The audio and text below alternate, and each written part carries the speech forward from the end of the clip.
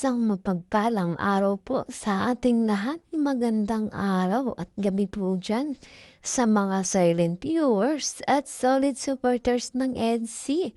Mega love shoutout po at kamusta po kayo? So yun po mga kagngap, may panibago na naman po tayong pag-uusapan.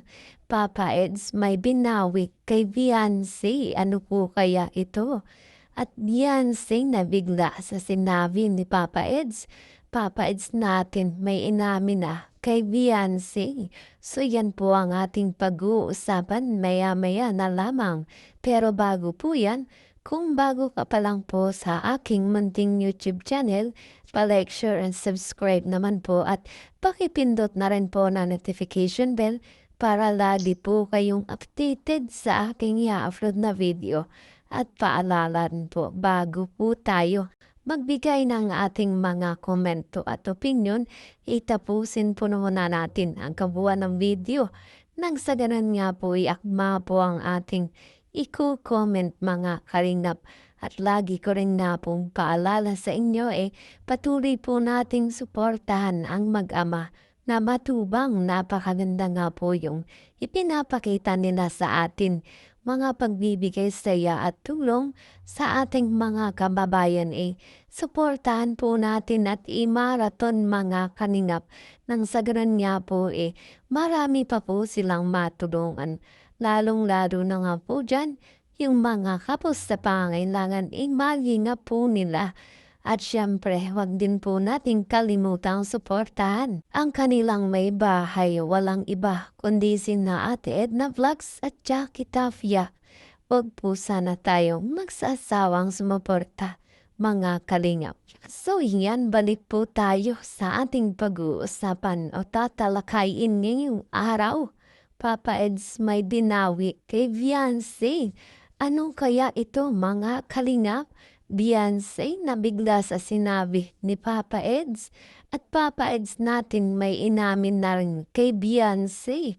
So yan po mga kalingap at eto nga po ang Eds natin talaga namang nagkaalaman na kung ano nga ba talaga ang totoo. Heto nga po si Papa Eds natin mga kalingap, may inamin o may sinabi nga po patungkol dito kay Beyonce na kung saan mga kalingap may hiniling nga po. At ito ay sinabi ni Papa Eds. Ang ano kasi, kulang ang display sa bahay. Nagana ako, total marami namang picture namin dun sa bahay nila.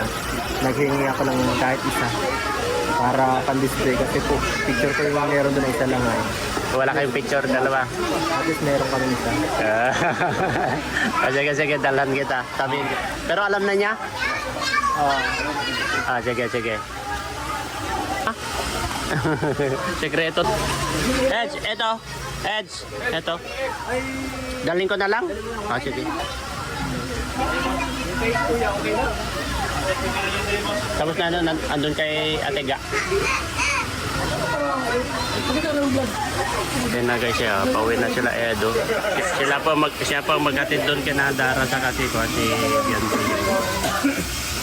So yan po mga kalina, grabe naman itong si Papa Eds natin, talagang hindi magpapatalo dito sa kanyang wifey. At ayaw niya nga pong itong si Beyonce lamang ang merong picture nilang dalawa dito sa kwarto ni Beyonce.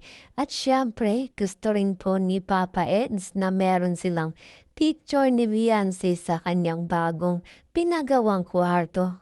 Mga kalingap, at yun nga po ang hiniling ni Papa Eds dito kay Beyonce. Nahihingi nga po siya ng kahit isa man lang dito. Dahil alam naman natin at nakikita natin mga kalingap na itong kwarto nga po ni Beyonce talaga namang punong-puno ng kanilang mga litrato nilang dalawa ni Papa Eds. At yun nga po simula pa lang nung nagkaroon ng love team ang EDC, halos nandun na nga po kay Beyonce lahat yung kanilang picture nilang dalawa. At ito nga po si Papa Eds natin gustong gusto rin nga po kahit isa man lang mga kalingap. At syempre, pabor din naman dito kay Beyonce na hihingi si Papa Eds sa kanya ng kahit isa man lang. Dahil yun rin nga po ang gusto ni Beyonce na magkaroon si Papa Eds ng litrato nilang dalawa, kahit isa man lang nga po dito sa bagong pinagawang kwarto ni Papa Eds natin mga kalingap. At alam naman natin hindi siya aayawan o hihindian ni Beyonce mga kalingap. Na ibang dako na nga po ulit tayo mga kalingap. Balikan po natin yung mga kaganapan sa Kalingap Ball na kung saan mga kalingap Edsi natin talaga namang nagkaroon ng isang award na kung saan itong si Beyonce medyo nagulat nga po at natuwa sa kanyang natanggap at lalong-lalo rin nga pong itong si Papa Eds natin. At syempre yun naman talaga hindi mawawala para sa kanilang dalawa ang magkaroon nga po ng ganitong award. At sa ngayon, itong si Beyonce natin masasabi nating balik eskwela na naman at focus nga naman ito sa kanyang pag-aaral. Samantalang itong si Papa Eds po natin mga kalingap dito nga po sinasabi ng ilan na magkakaroon nga po ng panibagong plano na kung saan itong si Papa Eds mga kalingap mapapalayo dito sa ating wife Beyonce. Kung kaya Beyonce natin medyo nalungkot nga po dahil dito. At syempre bilang nag-aaral ay walang po siyang choice kundi hayaan na lamang kung ito nga talaga ang plano din ni Papa Eds mga kalingap.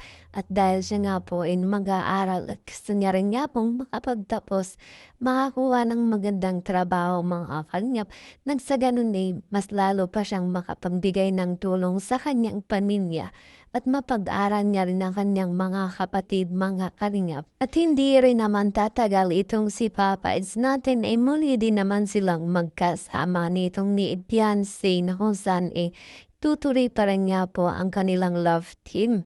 Pero mga kalingap, kung atin nga pong mapapansin, itong si Beyonce natin medyo matamlay nga po nang malamang si Papa Eds natin ay aalis mga kalingap.